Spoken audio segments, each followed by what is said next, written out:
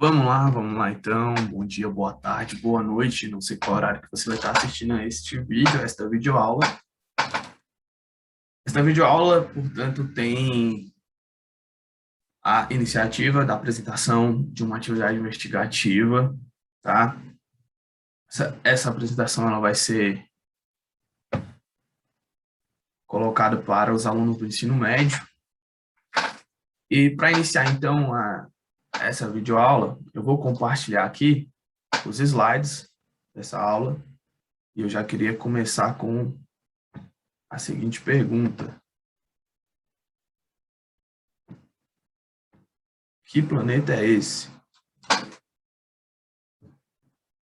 Não é o Sol, é um planeta do nosso sistema solar. Que planeta é esse?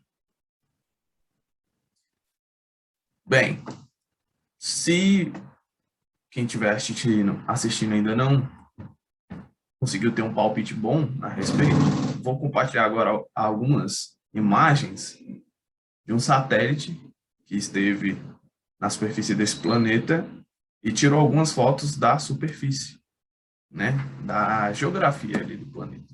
Então, veja, aqui temos uma foto,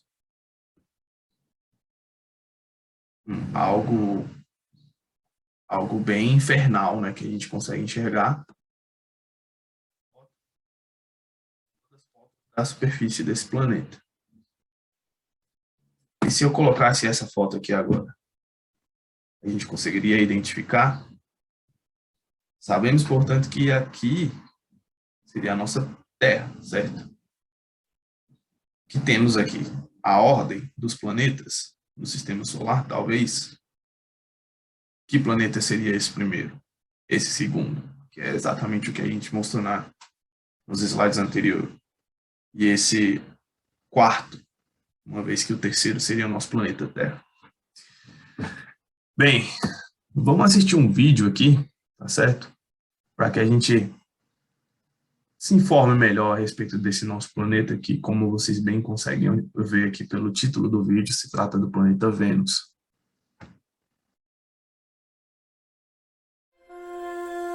Named after the ancient Roman goddess of beauty, Venus is known for its exceptional brightness in the night sky. But behind this facade is a world of storms and infernos unlike anywhere else in the solar system. Venus, the second planet from the Sun, is very similar to Earth from a distance, but up close, it's a very different world. Venus is about the same size as Earth, just slightly smaller. Its structure is also nearly identical, with an iron core, a hot mantle, and a rocky crust. The crust of Venus, however, is dotted with thousands of volcanoes, including Maxwell Montes, a volcano almost as tall as Mount Everest. Venus also has a thick, layered atmosphere. It's full of clouds that rain sulfuric acid and whip around the planet at speeds up to 224 miles per hour, faster than some Category 5 hurricanes. The atmosphere is so thick that it creates a surface pressure similar to what it would be about half a mile deep in the Earth's oceans. This pressure is heavy enough that a human standing on Venus's surface would be crushed. The atmosphere is made of greenhouse gases, primarily carbon dioxide, which create an extreme case of global warming. They trap the sun's heat, causing surface temperatures to rise over 880 degrees Fahrenheit, making Venus the hottest planet in the solar system. Venus is so inhospitable, neither humans nor spacecraft are able to survive the planet's surface. But some scientists speculate that Venus wasn't always so unwelcoming. From roughly 2.9 billion to 715 million years ago, global temperatures on Venus may have been just a few degrees cooler than Earth's are today. And scientists theorize that the surface may have contained shallow oceans that could have held enough water to support life. Today, life may still exist in Venus's atmosphere. About 30 miles up in Venus's clouds, where the temperature and surface pressure are similar to those on the surface of Earth, scientists have observed strange dark streaks that appear to be absorbing ultraviolet radiation, a phenomenon that could be evidence of microbial life. Life may struggle to survive in the atmosphere of Venus, but it is this unforgiving environment that's made Venus an icon of beauty. It reflects 70% of all the sunlight that reaches the planet, which is why Venus shines more brightly than any other planet or star in the night sky. While more than 40 unmanned spacecraft have visited this infernal world, Venus, so illuminated in the darkness of space, still has much to reveal.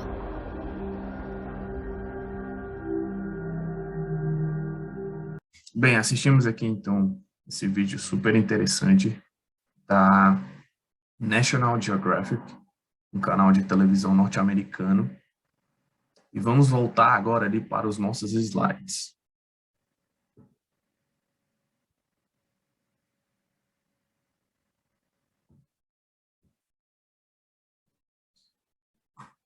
Bem, voltando então aqui para os nossos slides. O que esse vídeo nos falou, né? Esse vídeo nos deu aqui algumas informações sobre o planeta Vênus. O que esse planeta Vênus tem a ver com a nossa atividade. A gente está falando então da atividade de investigação Terra e Vênus, fatores em torno da catástrofe climática venusiana e possível cenário do futuro do nosso planeta. Vênus nem sempre foi um planeta tão infernal quanto que a gente estava mostrando aqui. E o que acontece é que, recentemente, a gente teve uma grande descoberta no meio científico, digamos assim, em que os cientistas eles conseguiram detectar a presença de uma substância chamada fosfina, e como essas reportagens bem dizem aqui, essa substância, ela nos dá indícios possíveis da existência de vida no planeta Vênus. Seria, então, uma vida extraterrestre. Vamos ler aqui atentamente o que está falando cada uma dessas manchetes. O canal de notícias chamado El País destaca que os cientistas encontraram possíveis indícios de vida em Vênus. Astrônomos da Europa e dos Estados Unidos detectam um gás fétido e atribuem a micróbios suspensos nas nuvens do planeta. A Veja coloca: cientistas encontram possível sinal de vida em Vênus. Pesquisadores identificaram no planeta uma grande quantidade de fosfina, substância produzida por micróbios na Terra. G1, gás encontrado na atmosfera de Vênus pode indicar a vida extraterrestre microbiana. Fosfina é produzida na atmosfera terrestre por micróbios anaeróbicos que não precisam de oxigênio, ou pela atividade industrial. Origem em Vênus é desconhecida, dizem pesquisadores. O que acontece é que essa substância é um pouco precipitado que a gente fale, sim, vida em Vênus possa existir devido à identificação, devido a termos descoberto essa substância lá na atmosfera venusiana. Portanto, então, é uma especulação, é algo que precisa ser investigado ainda.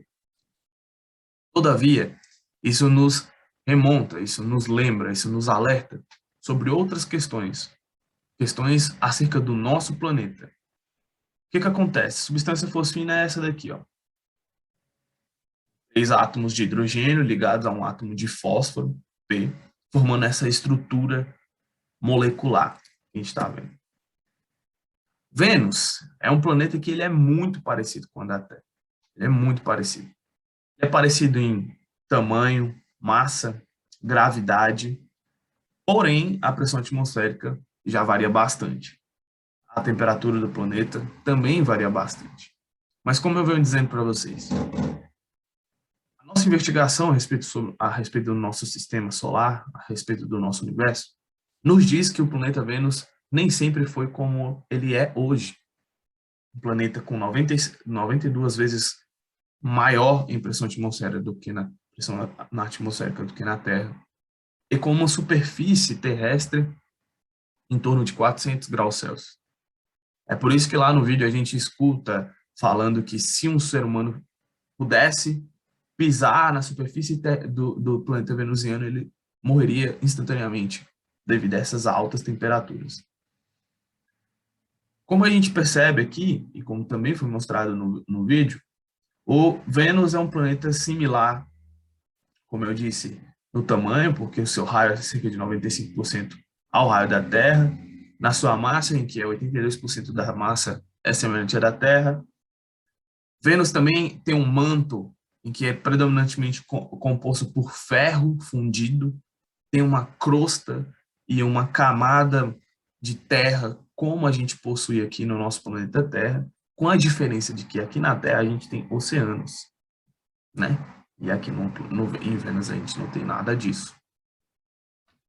Ok, Vênus é um planeta muito semelhante a gente. Por esse motivo também que a gente acaba chamando Vênus de planeta irmão. Nosso irmão infernal, melhor dizendo assim. O que é que a gente encontra lá na atmosfera venusiana? A atmosfera venusiana é composta basicamente por 95% de gás carbônico. Dos 5% restante, a maior parte é de gás nitrogênio. É quase que o inverso do que acontece aqui na Terra. Na atmosfera terrestre, a maior parte da nossa atmosfera é de nitrogênio e a menor parte de gás carbônico. Lá nessa atmosfera venusiana,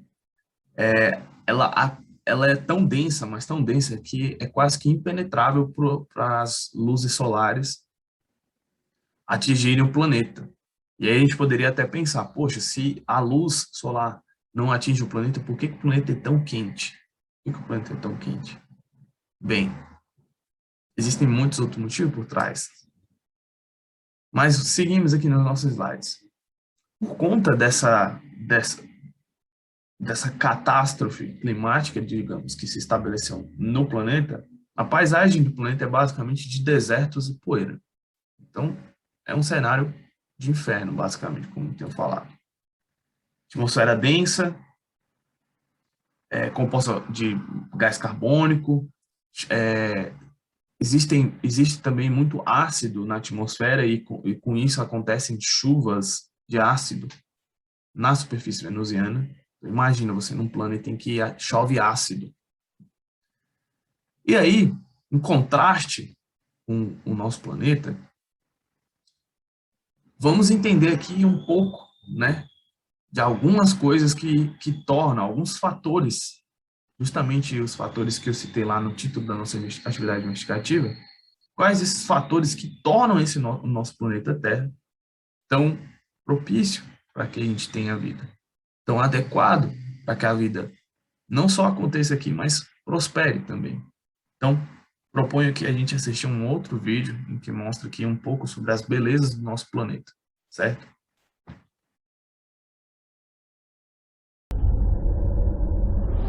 Earth, the only planet known to maintain life, a product of scientific phenomena and sheer chance. This blue speck in space holds the past, present, and future of our very existence. Approximately 4.5 billion years ago, the Earth formed from particles left over from the creation of our Sun. Gravity drew these particles together to form pebbles, which then formed boulders and eventually the Earth. At its heart is a solid inner core covered by a liquid outer core.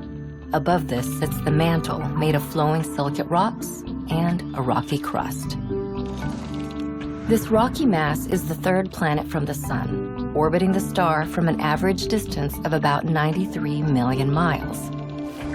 It's close enough to the Sun to be warm, unlike the cold gas giants, but not so close that its surface is exposed to extreme heat and solar radiation, as is the case with Mercury. Earth's unique position in the solar system allows it to house phenomena yet to be found anywhere else in the universe, particularly liquid surface water and life. According to one theory, much of Earth's water is as old as its rocks, both of which having formed during the Earth's earliest days.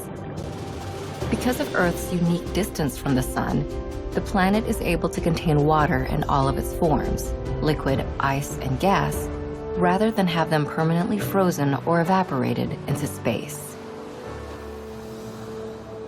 But Earth is the only known place in the universe with liquid water on the surface, thereby having unique cascading effects on the planet. It hydrates the land, helping create nutrient-rich soil. It collects and pools to form oceans and freshwater systems. And it cycles upward to add moisture to Earth's protective atmosphere. And where there is liquid water, there is life. About 3.8 billion years ago in Earth's oceans, primitive life existed in the form of microbial organisms. They, and the ensuing billions of years, gave rise to a range of more advanced life forms that thrived in Earth's seas, lands, and skies. As the only world known to harbor life, Earth's biodiversity is expansive in nature. An estimated 1.5 million species of plants, animals, bacteria, fungi, and others have been cataloged, with potentially millions, if not billions more, yet to be discovered. Home to life and fueled by water, Earth houses a unique global ecosystem, as curious and as grand as the astronomical events that made them possible.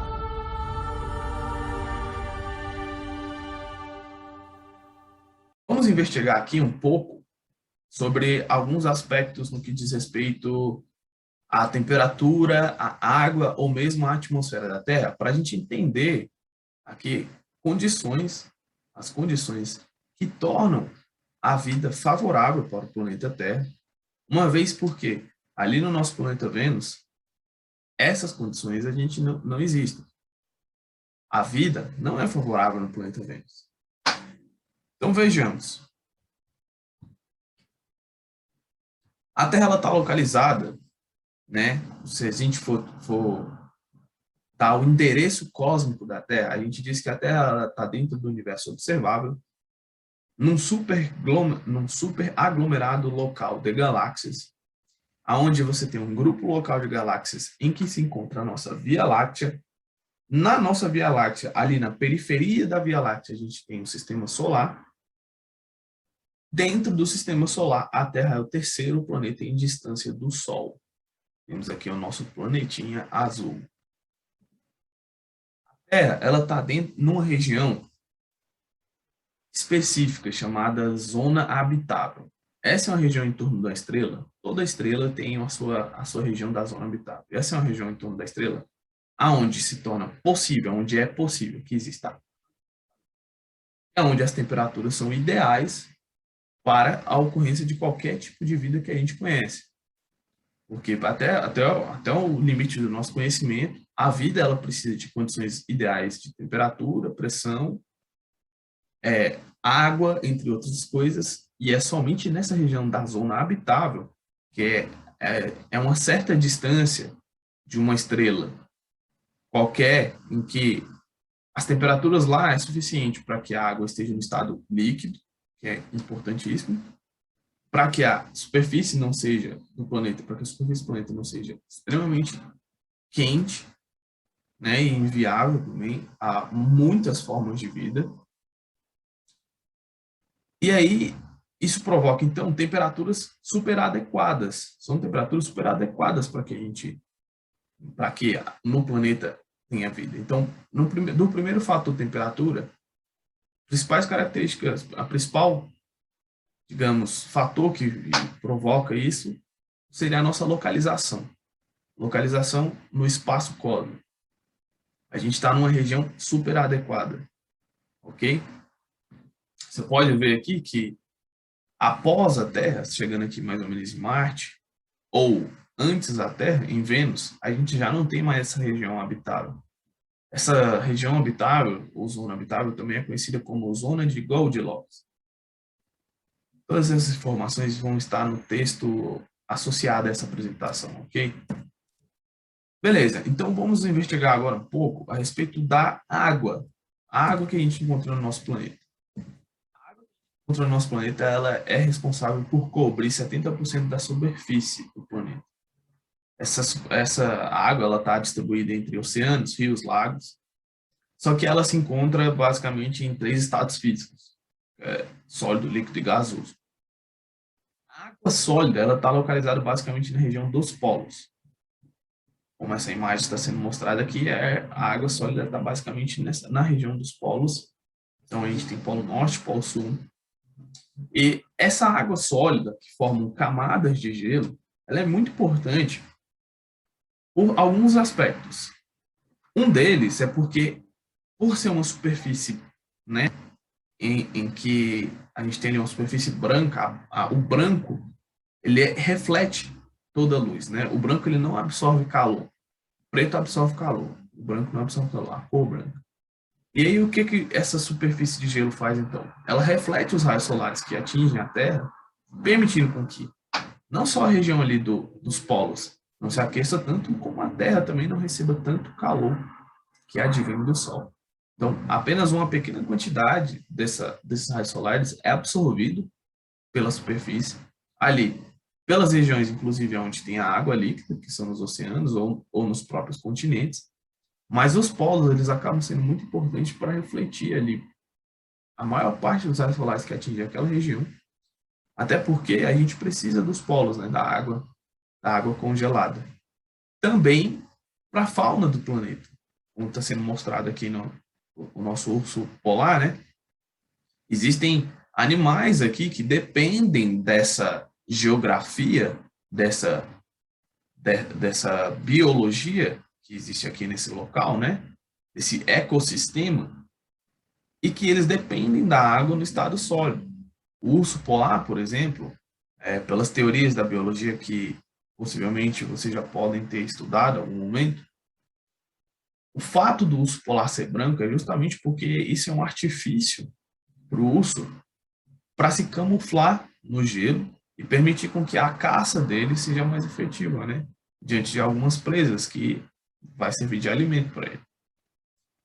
Beleza. A água no estado sólido, então, está localizada basicamente nos polos. A água no estado líquido, ela já se concentra nos rios, lagos, oceanos, se distribui.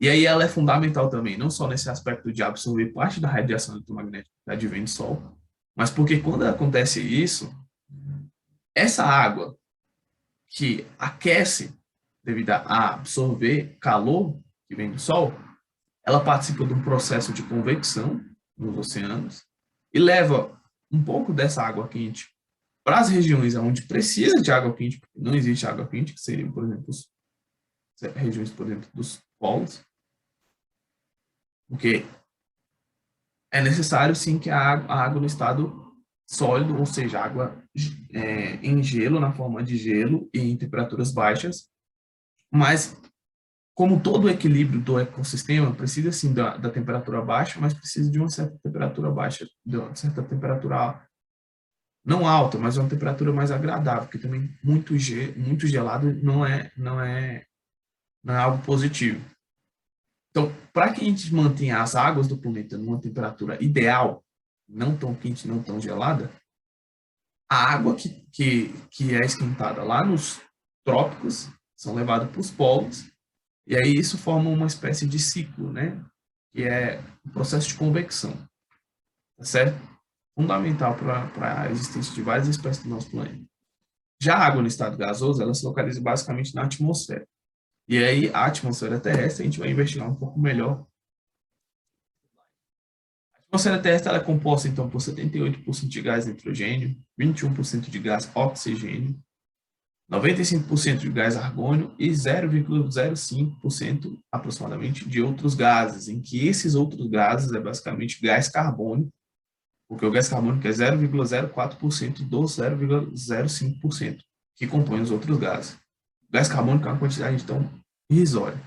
Só que tanto esse gás oxigênio aqui quanto o gás carbônico, eles são muito importantes para a Terra, porque eles fazem parte de um dos processos biológicos mais importantes, que é a fotossíntese, produção de energia, produção de alimento para as plantas, que vai gerar alimento para nós, seres humanos.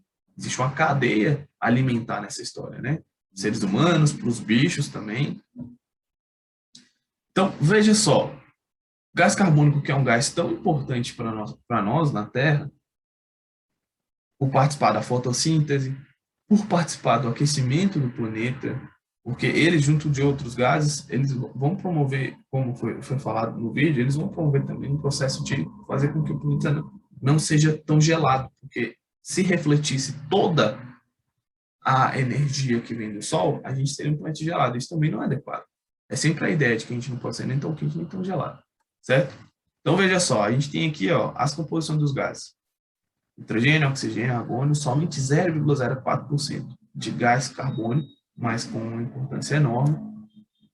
E aí o que acontece é que nos últimos anos a gente tem observado alguns registros cada vez mais frequentes de algumas desordens que vem acontecendo no nosso planeta. Então, eu trouxe aqui 3 outras manchetes em que mostram que o nosso planeta está modificando. Está modificando e está se tornando um lugar cada vez menos agradável. Um lugar cada vez menos propício para que a gente tenha a vida. Olha essa notícia aqui da BBC News Brasil. Círculo polar ártico registra calor recorde, preocupa os cientistas. A temperatura no círculo polar provavelmente atingiram no sábado a maior temperatura já registrada na história, 38 graus. Para lugares onde só tem gelo, 38 graus.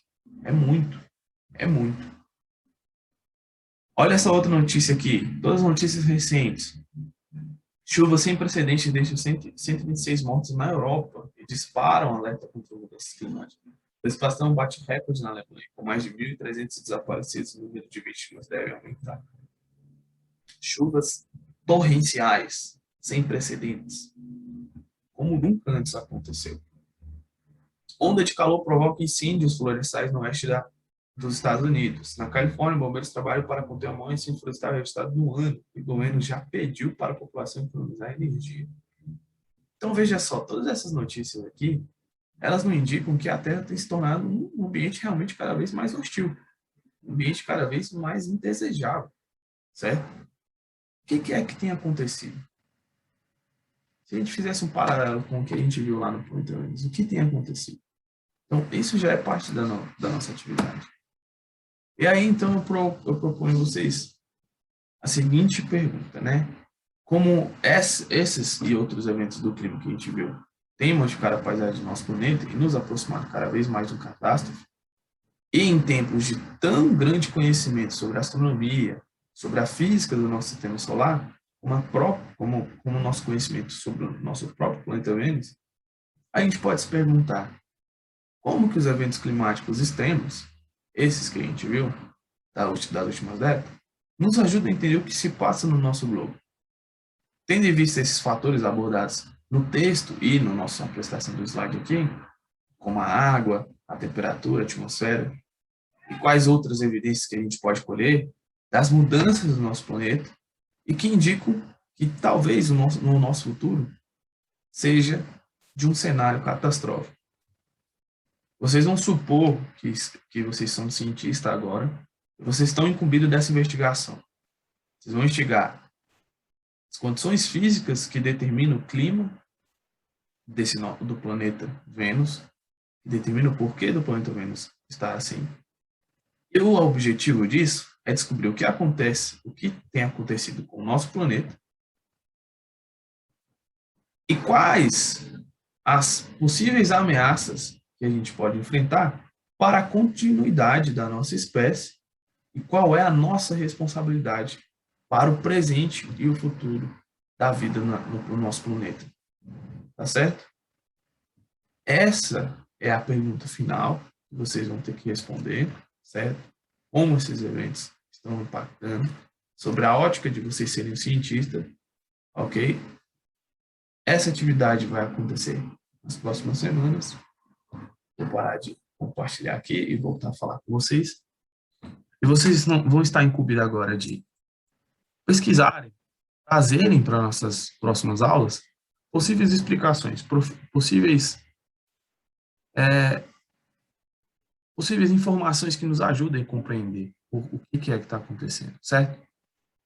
A missão está dada, então, e vocês podem estar nas nossas próximas aulas relatando, vocês devem, na verdade, estar relatando o que é que a investigação de vocês tem resultado, tá certo? Então, terminando a nossa videoaula por aqui, boa atividade para todos.